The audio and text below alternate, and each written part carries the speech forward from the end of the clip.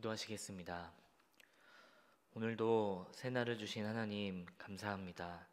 주어진 삶 속에서 말씀으로 주님을 만나고 주와 동행하기를 소망합니다. 주님, 우리가 주님을 더 사랑하는 자리로 나아갈 수 있도록 인도하여 주시옵소서. 우리의 행함이 눌려있는 행함이 아니라 사랑 안에서 자유한 모습으로 주께 드리는 삶이 되게 하여 주시옵소서. 오늘도 주님의 음성을 기다립니다. 예수님의 이름으로 기도합니다. 아멘. 우리 찬송가는 15장입니다. 찬송가 15장입니다. 통일 찬송은 55장입니다. 찬송가 15장 하나님의 크신 사랑, 우리 함께 찬양하시겠습니다. 하나님의 크신 사랑 하늘에서 내리사 우리 맘에 항상 계셔 온전하게 하소서. 우리 주는 자비하사 사랑 무한하시니 두려워서 떠는 자를 구원하여 주소서. 걱정 근심 많은 자를 성령 감화하시면 복과 은혜 사랑받아 편안하게 하소서.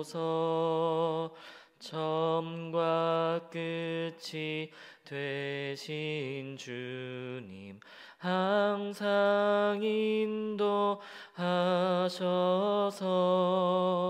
마귀 유혹 받는 것을 속히 끊게 하소서.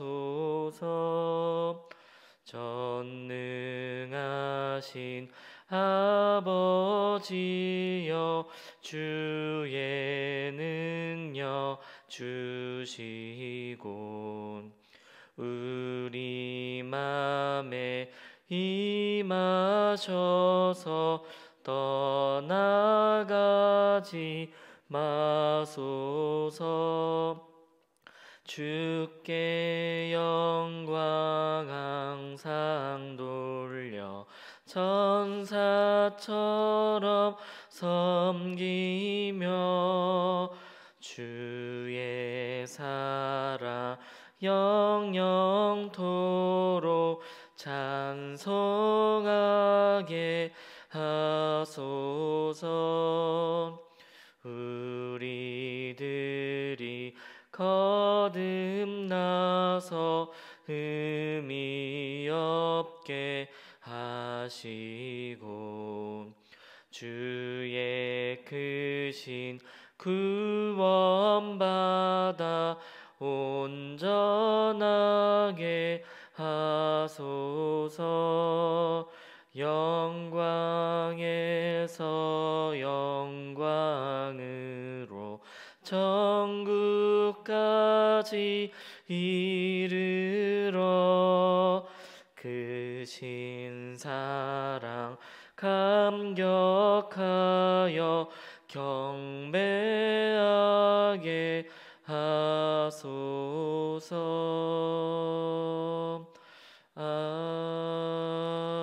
아멘.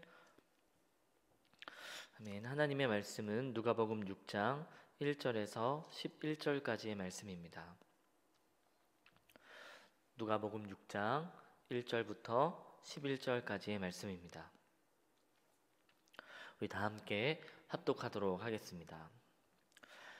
안식일에 예수께서 밀밭 사이로 지나가실새 제자들이 이삭을 잘라 손으로 비비어 먹으니 어떤 바리새인들이 말하되 어찌하여 안식일에 하지 못할 일을 하느냐. 예수께서 대답하여 이르시되 다윗이 자기 및 자기와 함께 한 자들이 시장할 때에 한 일을 읽어보지 못하였느냐. 그가 하나님의 전에 들어가서 다만 제사장 외에는 먹어서는 안 되는 진설병을 먹고 함께한 자들에게도 주지 아니하였느냐. 또 이르시되 인자는 안식일의 주인이니라 하시더라.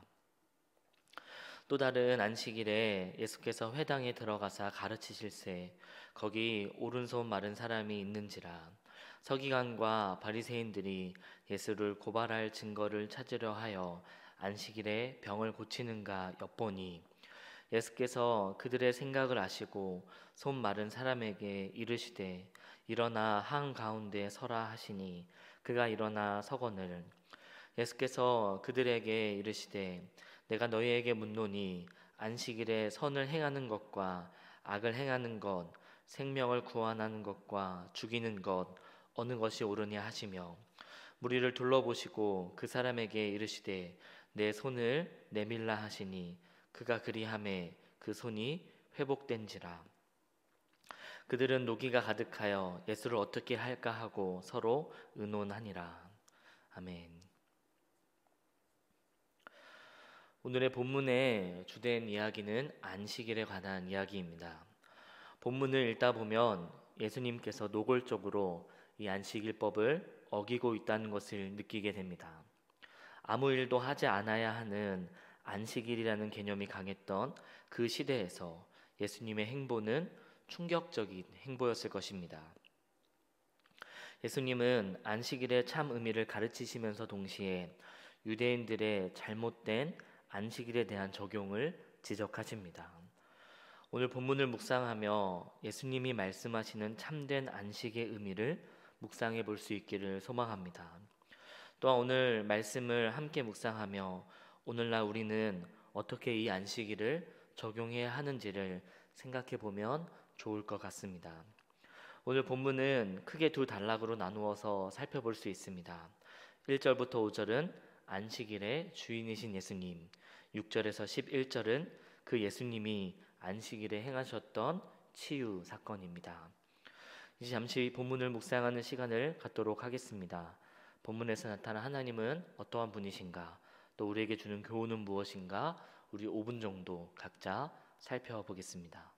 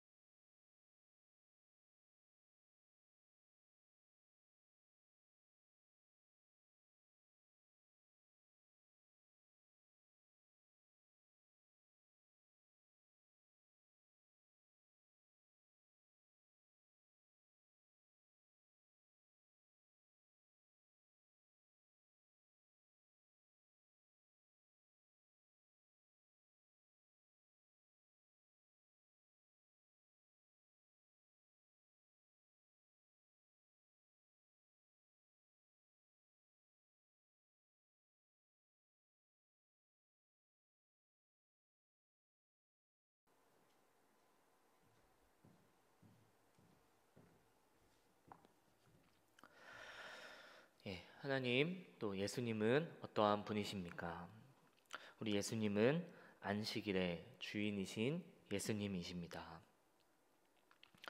당시 안식일은 유대인에게 대단히 중요한 날이었습니다.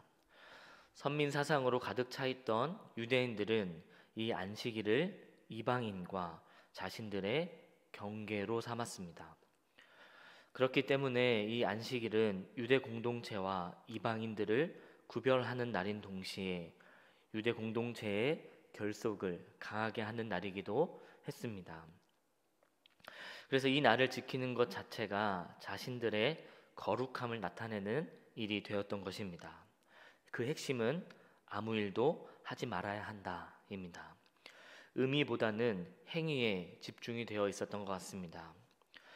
이 안식일의 중요성이 구약에서부터 확대되어서 오면서 예수님 당시의 안식일은 구약보다 훨씬 더 강조되어서 지켜지게 되었습니다. 구약보다 더 강조되었다는 말은 안식일의 규정이 시대의 발전과 함께 확대되었다는 말입니다. 문화와 문명이 발달하면서 새롭게 추가되어야 되는 안식일법이 생긴다는 말입니다. 안식일의 의미를 지키기 위해 새로운 전통들이 등장하는 것입니다. 이러한 전통은 오늘날에도 계속해서 확대 적용되고 있습니다. 오늘 본문에서 바리새인들이 제자들의 행동을 정죄하고 있습니다. 지금 제자들이 무슨 일을 했습니까? 우리 본문 1절의 말씀을 함께 읽어보도록 하겠습니다. 안식일에 예수께서 밀밭 사이로 지나가실새 제자들이 이삭을 잘라 손으로 비벼 먹으니. 제자들이 밀밭 사이로 지나갈 때 이삭을 잘라 먹었다고 합니다. 절도의 행위처럼 보이지만 이것은 절도가 아닙니다.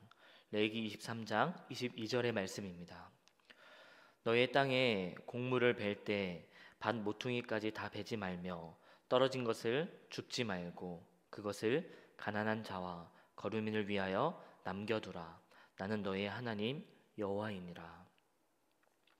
제자들의 행위는 정당한 행위입니다. 하지만 지금 바리새인들은 그들의 지적은 안식일에 이 일을 행했다는 것입니다.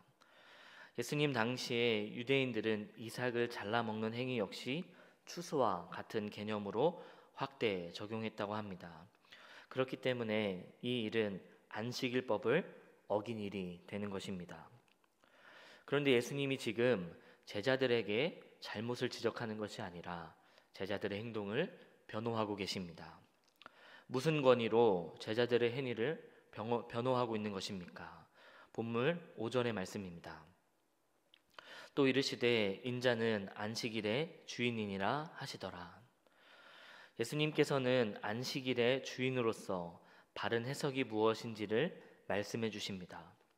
예수님은 특별히 다윗의 이야기를 통해서 안식일을 해석하십니다.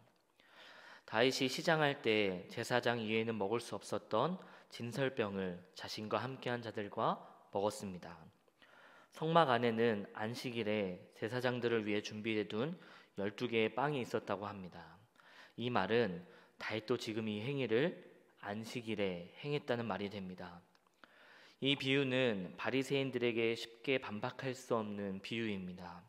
그 주인공이 바로 다윗이기 때문입니다. 예수님은 지금 안식일의 주인으로서 더 높은 권위로 안식일의 참 의미가 무엇인지를 가르치고 계십니다. 안식일은 참된 쉼, 그리고 선, 자유, 치유의 날입니다. 구약의 많은 부분 안식일에 대한 말씀이 나오지만 예수님의 해석과 가장 가까운 말씀은 출애굽기 35장 2절 말씀이라고 생각을 합니다.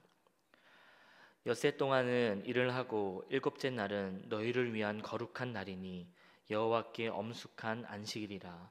누구든지 이날에 일하는 자는 죽일지니.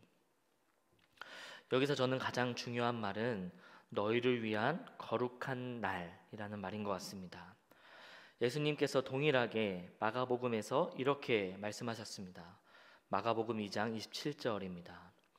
또 이르시되 안식일이 사람을 위하여 있는 것이요 사람이 안식일을 위하여 있는 것이 아니니. 하나님께서 인간을 위해서 이 안식일을 주셨다는 말입니다. 하나님을 위해서가 아닌 사람을 위해서입니다. 그리고 그 안식을 복되게 하시며 거룩하게 하셨습니다. 안식일의 주인이신 하나님 안에서 참된 쉼과 평안 그리고 회복을 누리도록 말입니다. 그렇기 때문에 지금 다윗이 행한 일과 같은 제자들의 행동은 회복의 역사로 볼 수 있습니다. 안식일의 참된 의미에 부합한 일이 됩니다.